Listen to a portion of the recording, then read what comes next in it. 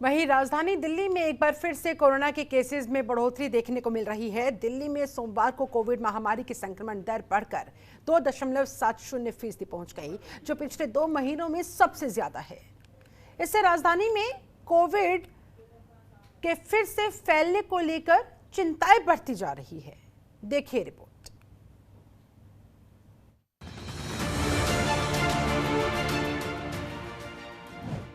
वापसी कर रहा कोरोना।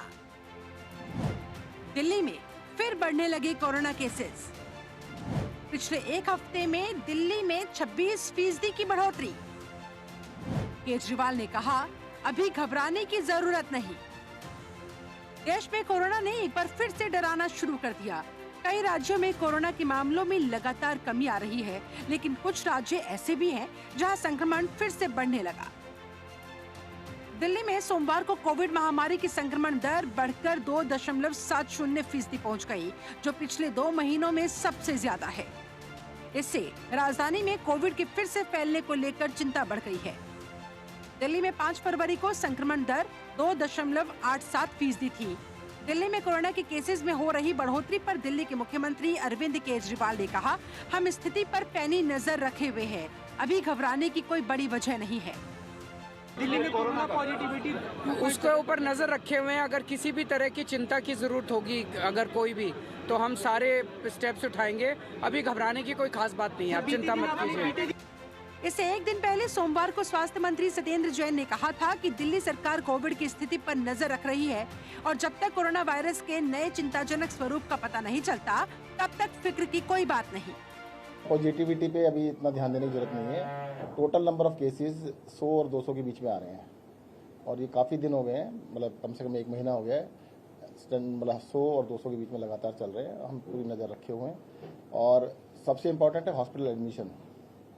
हॉस्पिटल एडमिशन पे बिल्कुल नज़र रखे हुए हैं, कोई ऐसा एडमिशन बढ़ नहीं रहा है। हॉस्पिटल एडमिशन है, आज हॉस्पिटल में 49 पेशेंट एडमिटेड है, जो पिछले 1 महीने पहले 100 से ऊपर थे, तो धीरे धीरे 1-2 पर डे के हिसाब से कम ही हो रहे हैं, एडमिशन नहीं बढ़ रहे।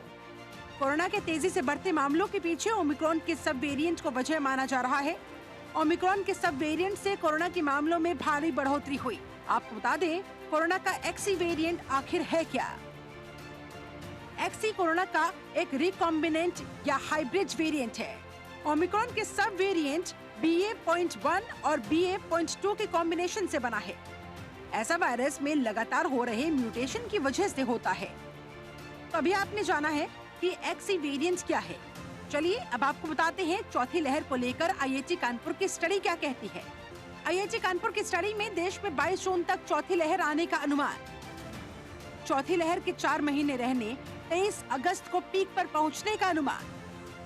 रिसर्चर्स ने कहा 24 अक्टूबर तक खत्म हो सकती है चौथी लहर।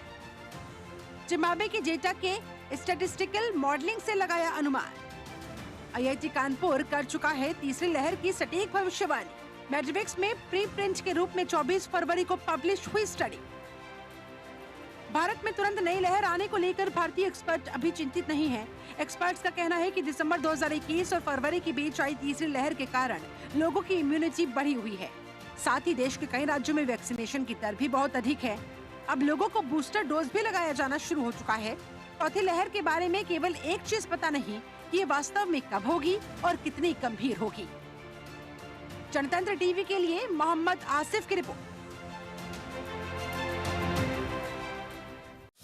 खबरों के निष्पक्ष विश्लेषण के लिए सब्सक्राइब करें Jantantra TV and press the bell icon. Never miss any update.